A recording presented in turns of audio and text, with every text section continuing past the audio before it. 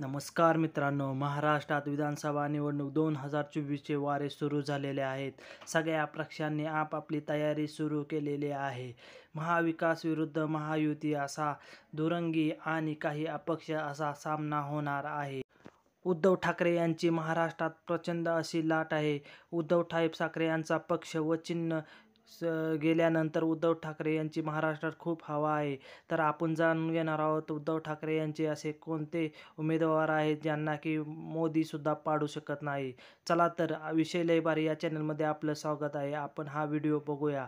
पहिले उमेदवार आहेत आदित्य ठाकरे. आदित्य ठाकरे हे उद्धव ठाकरे यांचे चिरंजीव आहेत. त्यांच्या मागे प्रचंड अशी शिवसैनिकांची ताकद आहे.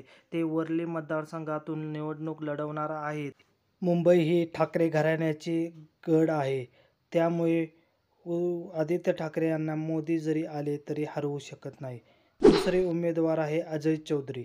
अजय चौधरी हे उद्धव ठाकरे यांचे निष्ठावंत. आमदार फुटून गेले तेव्हा ते गेले नाही. उद्धव ठाकरे यांनी त्यांना नेतेपद बहाल केले होते. त्याची परतफेड म्हणून त्यांनी उद्धव ठाकरे बरोबर निष्ठा कायम ठेवली. त्यामुळे त्यांनासुद्धा शिवसैनिक निवडून देणार आहेत. त्यांनाही कोणी हरवू शकत नाही. तिसरे उमेदवार आहेत शंकरराव गडाख. त्यांनी गेल्यावेळी अपक्ष म्हणून निवडून आले होते. आमदार फुटून गेले तेव्हा त्यांच्याबरोबर सगळे अपक्षही उद्धव ठाकरे यांची साथ सोडली होती. शंकरराव गडाख यांनी उद्धव ठाकरे यांची साथ सोडली नव्हती. त्यामुळे तेही आरामात निवडून येऊ शकतात. तिसरे उमेदवार आहेत राहुल पाटील. राहुल पाटील हे परभणी मतदारसंघातून गेल्यावेळी निवडून आलेले होते. मागच्या लोकसभा निवडणुकीत संजय जाधव हे मोठ्या फरकाने लोकसभेत निवडून आलेले आहे. यंदाही आमदारकीलाही राहुल पाटील हे शिवसैनिक कट्टर आणि फुटून न गेलेले आमदार असल्यामुळे ते निवडून येऊ शकतात. त्यानंतरचे आमदार आहेत कैलास पाटील.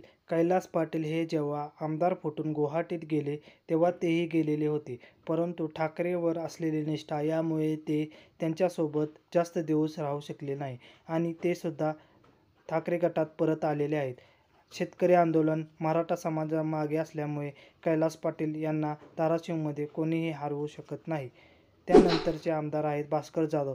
फायर ब्रँड असे नेते, गुहागरमध्ये प्रचंड असा जनसंपर्क असलेला कोकणी माणूस आणि मराठा समाजाची ताकद यामुळे भास्कर जाधव यांना हरवणे गुहागरमध्ये कठीण आहे.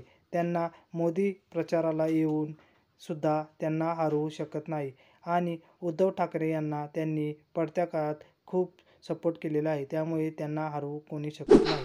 त्यानंतरचे आमदार आहे नितीन देशमुख. हा शिवसेनेचा ढाण्या वाघ आहे. तेही शिंदेसोबत गुवाहाटीला गेलेले होते. परंतु त्यांचे आरोप आहे ते जबरदस्तीने गेले होते आणि ते पुन्हा एकदा ठाकरे गटात परत आलेले होते. त्यांनी सुद्धा भरपूर आंदोलन केलेले आहे व त्यांच्या मागे बालापूर अकोलामध्ये भरपूर मोठा सपोर्ट आहे. त्यामुळे ते सुद्धा निवडून येऊ शकतात. त्यानंतरचे आमदार आहेत सुनील प्रभू. सुनील प्रभू यांनी उद्धव ठाकरे यांची सोबत कधीही सोडली नाही. त्यामुळे उद्धव ठाकरे यांनी त्यांना पक्षाचे प्रतोदपदी कायम केले होते. मुंबईमध्ये ठाकरे गटाला मानणारा मोठा वर्ग आहे आणि सुनील प्रभू हे ठाकरेचे कट्टर कार्यकर्ते शिवसैनिक आहे. त्यामुळे त्यांना देखील पाडणे मुश्किल आहे. त्यानंतरचे आमदार आहे राजन साळवी. राजन साळवी हा असा शिवसैनिक आहे त्याच्या मागे ईडी, CBI जेवढा त्रास कोणाला झाला नसेल तेवढा राजन साळवी यांना त्रास झालेला आहे. तरीही त्यांनी उद्धव ठाकरे यांची साथ सोडलेली नाही. त्यामुळे कट्टर शिवसैनिक हा त्यांच्या नेहमी पाठीशी असणार आहे. त्यामुळे ते सुद्धा निवडून येणार आहेत. पुढील आमदार आहेत वैभव नाईक. वैभव नाईक हे कुडाळ मतदारसंघातून गेल्या वर्षी राणे यांना हरवून निवडून आलेले होते. यंदाही आमदार फुटून गेले तेव्हा वैभव नाईक यांनी ठाकरेंची साथ सोडलेली नाही. उद्धव ठाकरे यांची साथ कोकणात असणारा शिवसैनिकाचा प्रचंड साथ. त्यामुळे वैभव नाईक यांना हरवणे मुश्किल आहे. हे ठाकरेंचे असे शिलेदार आहेत त्यांना मोदी प्रचाराला येऊन सुद्धा त्यांना कोणीही हरवू शकत नाही. अजून कोणी उद्धव ठाकरेंचा शिलेदार राहिला असेल तर कमेंट बॉक्समध्ये कमेंट करा आणि चॅनेलला सबस्क्राईब करा. जय महाराष्ट्र.